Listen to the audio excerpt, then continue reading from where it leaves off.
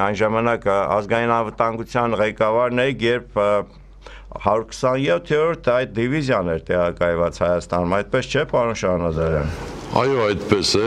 Հիմա պարոն Շահնազարյան, ինչ ասենք, հիմա այս ռազմաբազան կատարում է իր ֆունկցիան, թե պատոհաս է դարձել գյումրեցիների գլխին այս ամենից հետո։ Հիմա գիտենք, որ մի քանի արդեն այդպիսի սարսափելի դեպքեր են եղել, 99 թվականին էլ, չէ, գիտենք, որ երկու զինծառայող մտել են կալաշնիկովներով, մտել են շուկա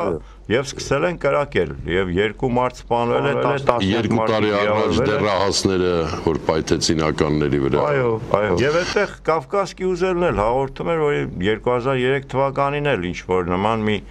դեպք է եղել, էլի կապված ռազմաբազայի հետ, որի արդյունքում էլի սպանվածներ են եղել քաղաքացիական բնակչությունից։ Ես բազմիցս տարիներ շարունակ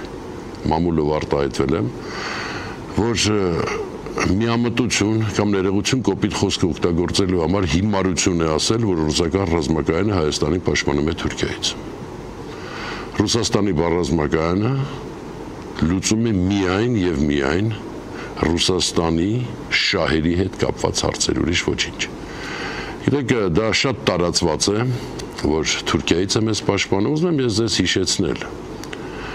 Արցախյան պատերազմի ժամանակ Թուրքիայի ղեկավարությունը թե քաղաքական, թե զինվորական մի քանի անգամ քննարկել է, որպեսզի այն հարցը, որպեսզի թուրքական զորքերը ուղղակիորեն մասնակցեն Ղարաբաղում, Ղարաբաղի եւ Ադրբեջանի միջև տեղ ունեցող ռազմական գործողությունների։ Եվ Ռուսաստանը չէ որ դրանց կանգնեցրել է։ Ես կարող եմ մի փաստ բացահայտել, այս մասին մի անգամ մամուլով խոսվել է մի քանի տարի առաջ, ես ուզում եմ դա նորից բացահայտել։ Թուրքական գլխավոր շտաբի պետի տեղակալը, իսկ այն ժամանակ գիտեք, ներկայիս Թուրքիան չէր, այն ժամանակ զինվորականությունը նախորդ սահմանադրությամբ Թուրքիայի ըստ էության որոշիչ մարմին էր։ Հեռախոսային զրույց է ունեցել ամերիկյան մի բարձրաստիճան պաշտոնյայի հետ եւ պարզ ասել է, որ եթե մենք խառնվենք ռազմական առումով, ինչ տեղի կունենա, բարձրաստիճան պաշտոնյան ազգանունը չեմ ուզում տամ, նրան պատասխանել է, որ այդ դեպքում դուք գործ կունենաք Ռուսաստանի հետ։ Գլխավոր շտաբի պետի տեղակալը, թուրքայ գեներալն ասել է, եթե ռուսների հետ մենք մեր հարցերը լուծենք, պատասխանը եղել է այսպեսին. այդ դեպքում դուք գործ կունենաք մեր հետ։